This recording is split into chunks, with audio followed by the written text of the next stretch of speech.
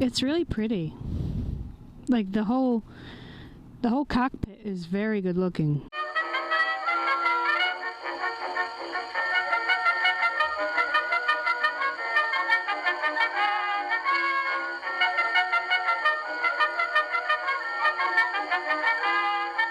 Hey everyone, it's Dick here. Recently, Fannie mentioned she wanted to get a second motorcycle. One for zipping around London or Welsh back lanes, to run errands, or for a quick dash through busy or tight rural roads. I caught her looking at pictures of the new Royal Enfield 350s, and she actually asked me to take a ride on my Classic 500 for the first time since I've owned it. Combined with repeated requests from loyal viewers for me to do a ride with the new Classic 350, I've finally gotten an opportunity to go out and get one on the road. The new Royal Enfield Classic 350 is an electronically fuel-injected, air-cooled 349.34cc single-cylinder engine, putting out 20 brake horsepower and 19.9 foot-pounds, or 27 newton-meters of torque. It runs a 5-speed wet multi-plate clutch. It has single ABS disc brakes front and rear. It rides on non-adjustable 41mm forks up front and 6-stage preload adjustable twin shocks out back. In this video, we follow Fannie along on her first ride on the Classic 350 and hear how she likes it and if it fits in with her vision for a second bike. In subsequent videos, I'll take it out, along with both of us trying the other 350s as they are released, as well as any other bikes that may compare. It looks the part. Let's see how Fannie finds it, and if Royal Enfield was able to retain the ride quality, along with the aesthetic charm of the old Classic.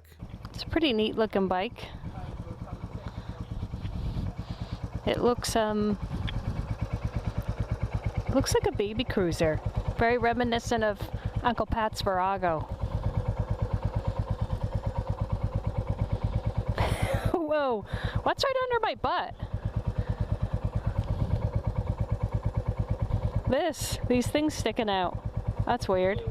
Those are the little compartment things. They hit your thighs? Oh yeah, like right under.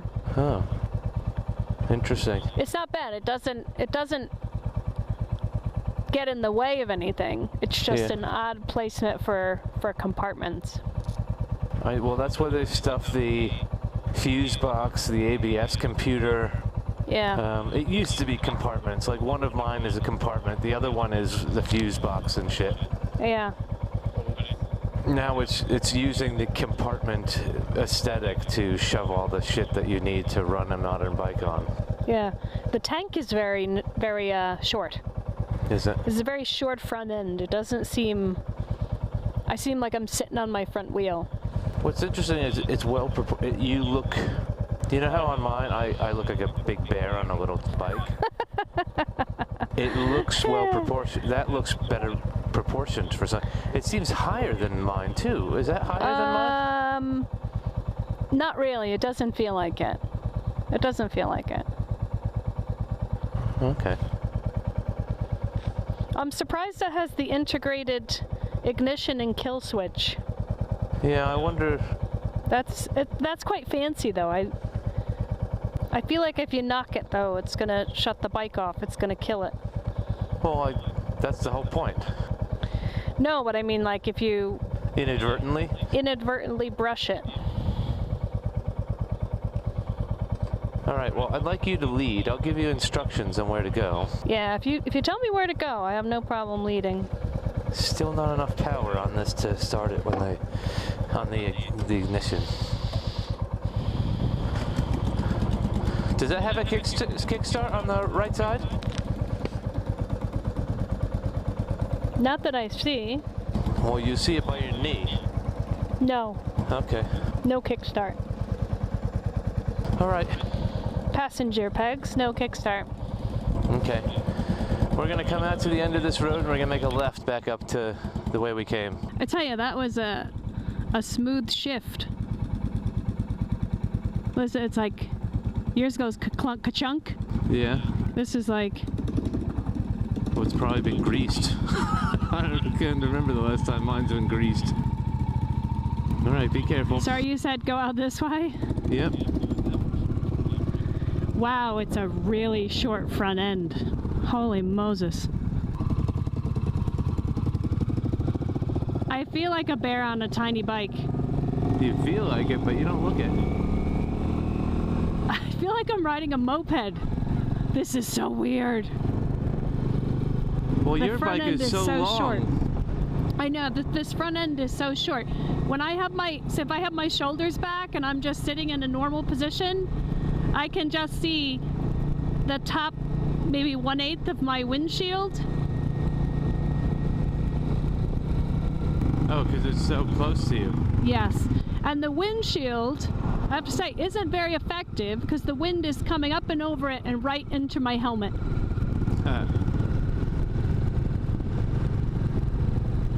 Which is a bit uncomfortable. I tell you though, it's smooth. I mean, whoa, night and day between the Classic 500. Holy Moses. And brakes are all right. The geometry of the bike is throwing me off. It's very scooter tech. It feels very scootery. Ooh. Oh, that was ugly. There's not a lot of space to wedge your toe down between this foot peg here and the shifter. That might be an adjustment issue. Yeah, it could be. Well, he did say that the foot pegs, the boards, are aftermarket. Oh, yeah. So, it's smooth. I mean, there's 0 vibrations. Really? Oh, yeah. Well, that's curious. No vibrations at all. Shocking how still this bike is. Well, how's the torque? Is it as torquey? Not very torquey. I'd have to say, if you took me on a blind test drive, which is not safe, by the way, and I wouldn't recommend it. I mean, like, if you didn't tell me what bike I was on and how short this thing is, and the fact that I can only see the top of the windshield, I wouldn't be able to identify it. Yeah. I would not guess that this is a Royal Enfield. Huh. No way. Not at all. Well, that's curious. You're gonna see. I think you're gonna faint when you get on this thing. It's really weird. You know, when I say it's weird, it's just that it's so un-Royal Enfield. You know. Is it mellow? Very mellow. Very mellow. Much easier to control than its wild older brother. I think, you know, this shorter wheelbase is making it definitely more responsive on steering. Ooh, it's very scootery. I don't know if that's good or bad. I'm a bit flummoxed by the whole thing. Well, even though it doesn't have the torque, how is the power band? I really haven't had a chance to flex its muscles. I mean, Well, I haven't. we're coming up a hill. Does it feel underpowered? Does it feel like it can carry you? Or? A little bit underpowered. Little bit. I mean, that was in second gear. No, that was in first gear, and I wasn't getting a lot of power out of that. Second gear, I didn't really notice it until I needed that. It's, I don't know if I would like this on a highway. I can tell you already, I definitely don't think I would. Because there's so much wind coming over the top. And I think you definitely would need a bigger windshield. For all of the benefits that some windshields have, I think if windshields are done poorly, it's better not to have a windshield. So you're kind of getting a bit of an adulterated experience with that windshield, because I think it would probably be a much smoother ride. It would probably be a lot less claustrophobic as well without that windshield, because you would have an open area in front of you as opposed to having that boundary there, that visual boundary. And also, I think it's just... Okay, we're at a 50. We're at a 50 now. We should pick up the pace. The tilt, I'm trying. Hold on. I'm literally trying. That was in second gear, and there's not a lot of get up and go. It's not a peppy thing. Not at all. And you know how titchy and torquey yours is? Yeah. It's not like this. This is muted. This is like somebody put a silencer on the Classic 500. Well, it does have a stock exhaust, so it's not... No, but I just mean the whole experience.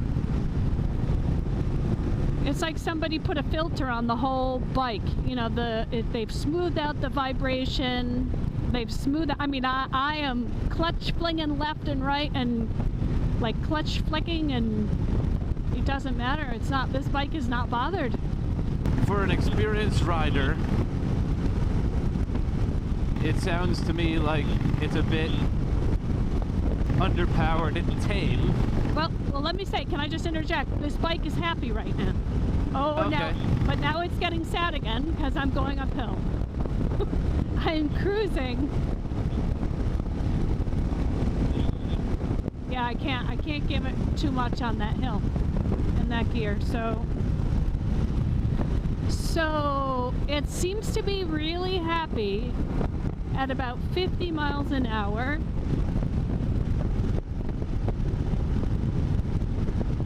You know, I feel like it's not too much, it's not too little. Still at 50, and it's good. It's happy. Like I feel like I don't feel like the bike is struggling. Are you in top gear? Let me see, hold on. Yeah, I'm in top gear. Yes. The engine braking is really loud. And not an exhaust wise. It's the hum, the vibration of the engine, but no vibration in my hands. It's just like it's struggling on the engine braking. It doesn't like the engine braking? It doesn't like engine braking. I hate to say it, but it does not like it. Well, it's a lot more pleasurable to ride than I thought it would be, but it's lazy. And that's the difference. If you're a fan of the Classic 500 and you're looking for that, if you're looking for that experience that gives you a shit-eating grin, from the vibrations to the sound to the torquiness, you are not gonna like this. Ah. I'm just saying, this seems like almost like it's a lady's bike.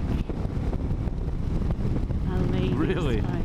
It's like a lady's set of golf clubs. I don't want to catch heck for that, but it's kinda, yeah. It doesn't look like it. It looks like a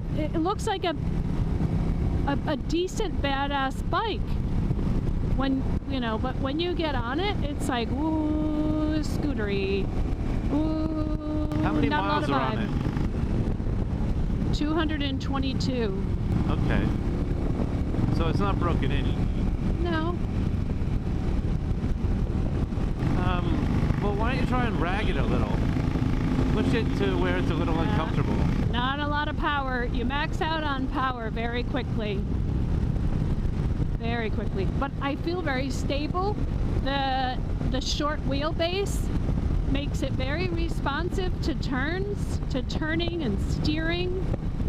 It has a solid feel underneath me. I don't feel, like that the slightest bump is gonna knock me off. Maybe it's a newbie bike.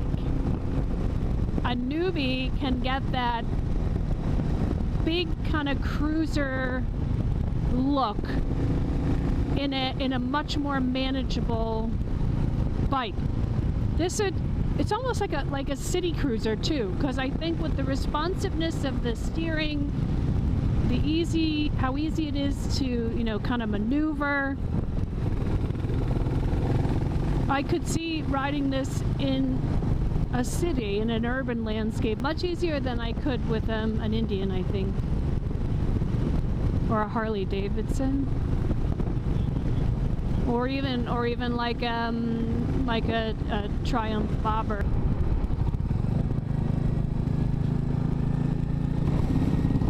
You guys all right?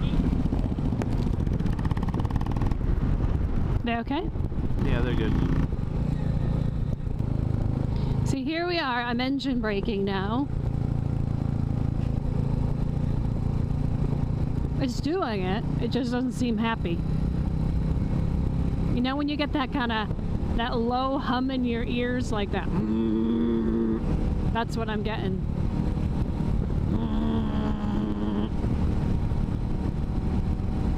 It's where the finesse of the bike has disappeared.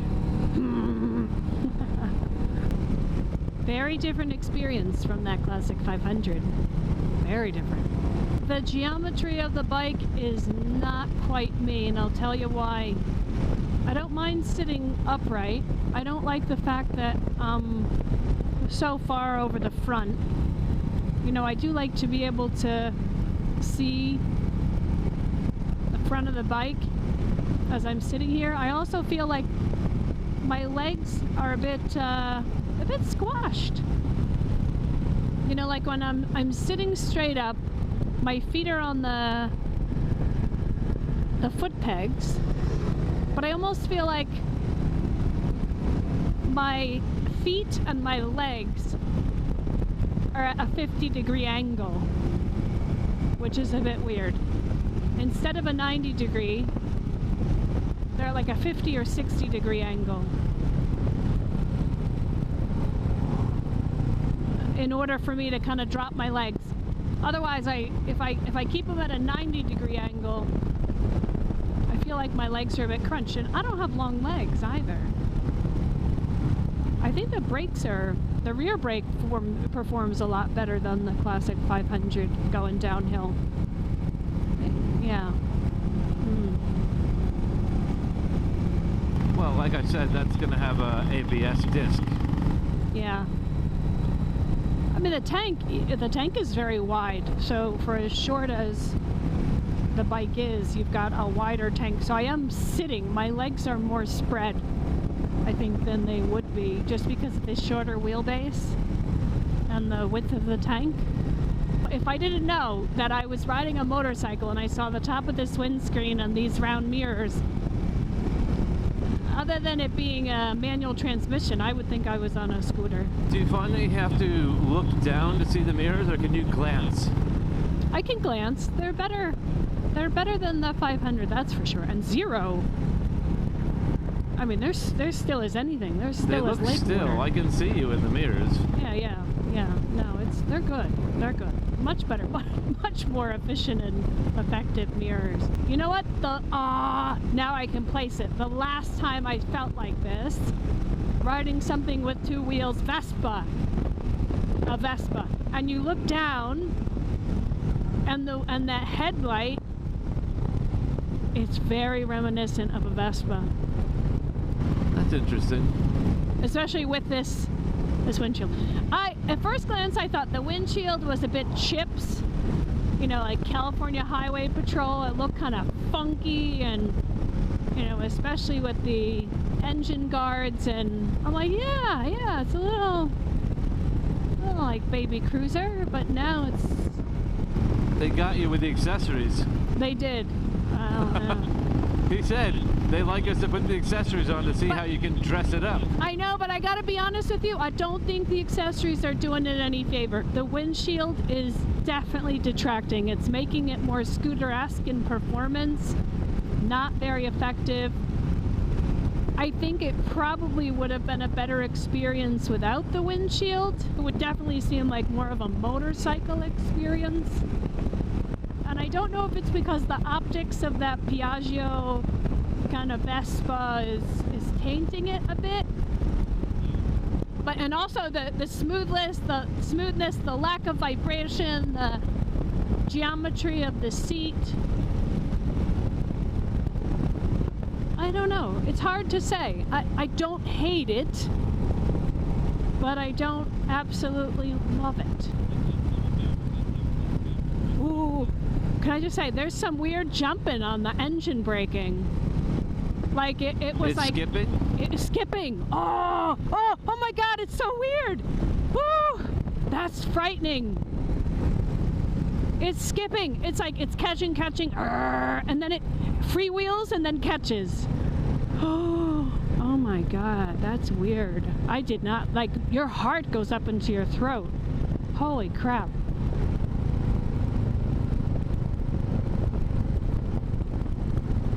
see. Ah! It's doing it again. Okay, Are you all right? Yeah. It's like a carnival ride. Why is it doing that? Maybe so that it doesn't snap or break. Really? Oh, but that's weird. The whole purpose of engine braking is to give you that. Yeah, I don't like the fact that you're experiencing something where the gears are disengaging, but Yeah.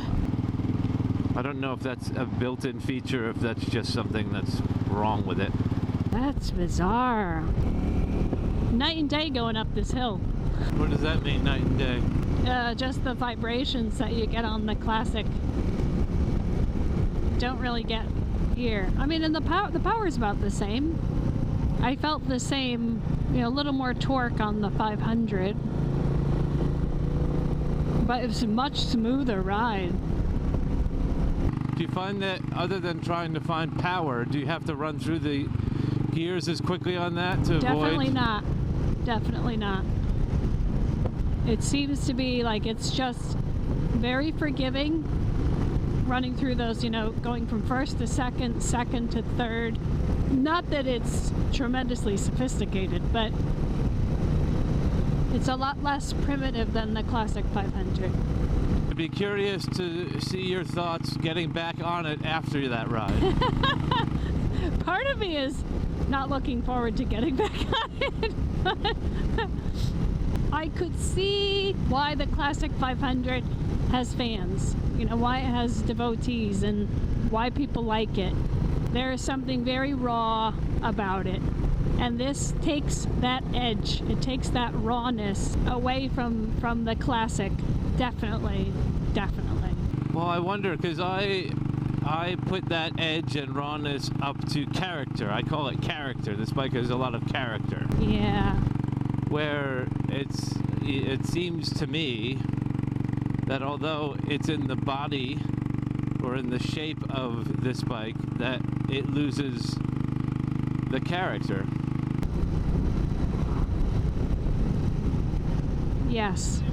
If you look at the other 300, 390, 400 bikes, they're all these Japanese, European, sharp-angled bullshit.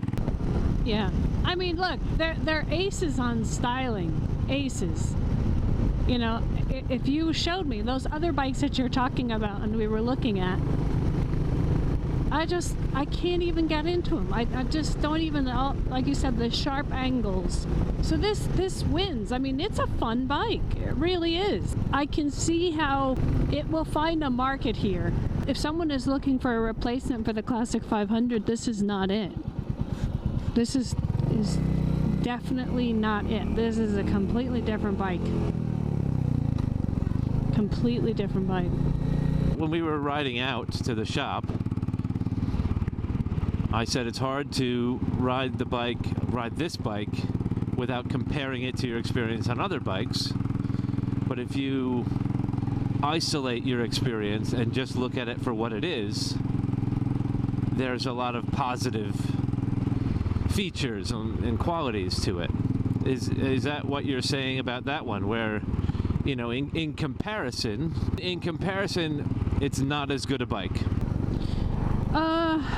And as an isolated experience, would you say this is a good bike? I'm just trying to get an idea of... It's a good bike.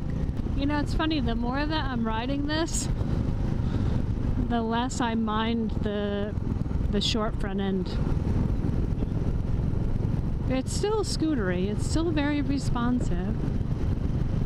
I have my Indian, which ticks a lot of boxes for me. But the one thing I don't want to do, well, there's a lot of things I wouldn't do with it, but primarily riding it around London is not something that I want to do.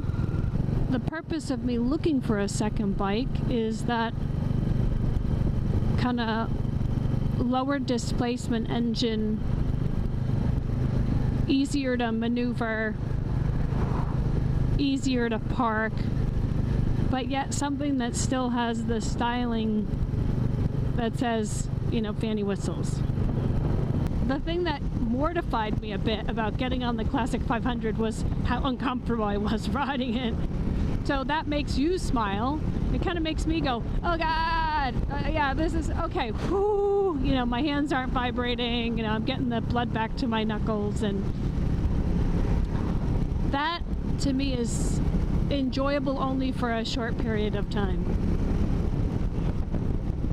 But I've been jealous of your Enfield because it looks great. I mean, you know, even when we go at it, if you're on the Enfield and I'm on the Indian, people will always turn their heads at the Enfield.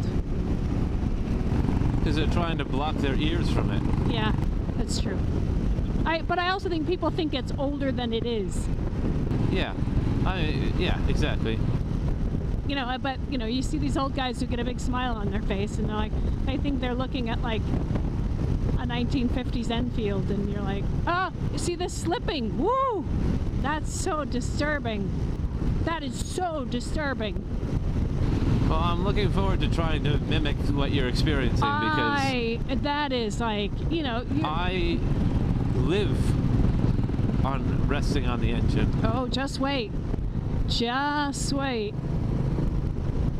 The first time it happened, I thought, that can't be happening. How is it possible that that's happening? How is that possible? Oh, it's definitely happening. I don't like that. I don't like that. I like it much better after riding it for about 40 minutes than when I first got on it. And that's not a surprise because I tend to be very judgy when I get on a motorcycle and I compare it to the performance and the comfort of my Indian. But if I'm looking for a bike that is outside the realm of kind of the Indian cruiser style, this is not a bad bike. It's comfortable to ride. The fact that they've gotten rid of those vibrations, for me, oh, thank the Lord. It's a pleasure to ride, a pleasure. I could ride this all day. I could ride it all day. I don't know if I would ride it on a highway all day. Yeah, so I think the question I have is, are you looking for a London bike? Like, would this be a bike you'd want to zip around on the Welsh roads, or is that something that you like doing on? Yeah, I would feel comfortable on the Welsh roads and on London roads. You know, and there's a lot of imperfect tarmac up here. It was like no bother, no issue. It just ate it up. It was an easy ride. I think if you're in this headspace, if you're in a low displacement headspace, you're going to be really happy with this bike. If you are a beginner who's kind of working through that low displacement, eyeing the other side of the fence, you know, the green grass of a higher displacement engine, you're only going to want to date this one for like a year and a half. This is not a long-term relationship to me. If you like that video and you want to see more like them, hit like, share, and subscribe.